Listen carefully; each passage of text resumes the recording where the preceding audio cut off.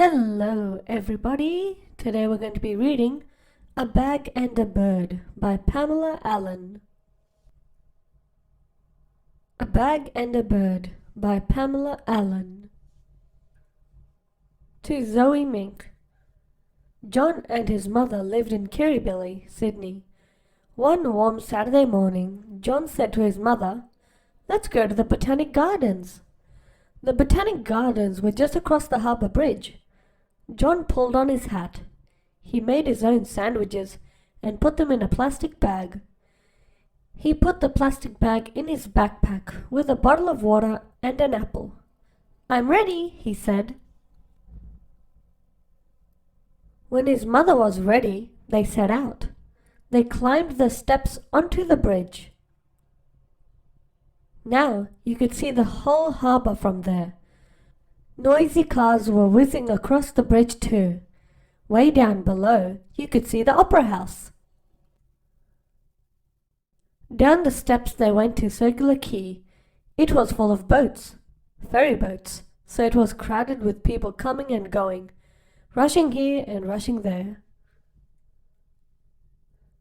They walked on past the Opera House, alongside the esplanade beside the sea wall, until at last they came to the Botanic Gardens. Here, John and his mother took off their backpacks and sat down to eat their picnic lunch. John pulled out the plastic bag and took out a sandwich. "Yum," he said. "Honey." "I've got cucumber," said his mother. "Want one?" Just then, a gentle breeze rattled the plastic bag, and it flew away with John's last sandwich. The birds which had gathered were after it. "They're hungry," said his mother, and she handed John one of her cucumber sandwiches. It's just what they have been hoping for. Down they swooped, screeching and squabbling, pushing and shoving. At last, when all the bread was gone, they flew away. The plastic bag went too. John could see it caught on a bird high in the sky, flying and flapping behind like a scarf in the wind. All went well until the bag filled with air. The bird was stopped. Down it fell. The bag became its parachute. Slowly, down, down, down it went, into the water. While it sat there on the sea, the plastic bag began to sink. Deeper and deeper it sank. Now, with the bag full of water, the bird tried to fly. It tried and tried. It fluttered and spluttered, but the bag was heavy and held it down. Screeching and squawking, fluttering and spluttering, it struggled. John watched. Would it drown? While John watched, a small crowd gathered. What will they do? What can they do? Thought John. An elderly man took off his glasses and handed them to his wife. He took off his shoes, then his coat. "But you can't swim," she cried. The elderly man rolled up his trousers. He climbed over the wall. Could he save the bird? He waded into the deep water, but he couldn't reach the bird. So he grabbed the plastic bag.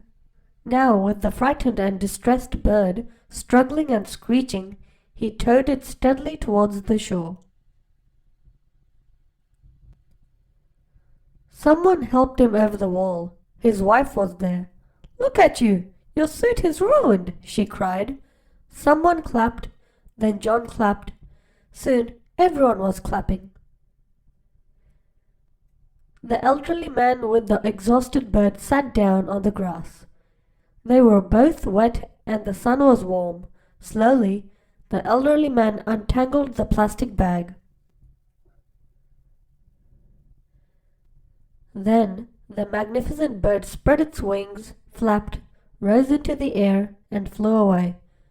"What kind of bird is it?" someone asked. "An ibis," came the answer. It's an ibis, shouted John. Now everyone had a happy face, and they clapped and clapped and clapped. They were still clapping when a gentle breeze lifted the plastic bag and blew it away. "We can't have that," someone yelled. John ran after it. He ran very fast. He caught it. He ran to the nearest rubbish bin. He stuffed the plastic bag down as far as his arm would go. "All gone," he said. Now satisfied, John and his mother picked up their backpacks and set off home. They walked along the esplanade beside the seawall, past the Opera House to Circular Quay. They climbed the stairs onto the harbour bridge, from where they looked out and saw the Opera House, now tiny way down below. "We're nearly home," said his mother. "Are you tired?" "No," said John. "I think we'll take the ferry next time," said his mother. And that was the story of A Bag and a Bird by Pamela Allen. Now, what was this story about? Did you enjoy it? Can you relate to this story in any way? Have you ever seen birds like this from where you're from? Anyways, that was A Bag and a Bird by Pamela Allen. If you like this video, like and subscribe. Bye bye.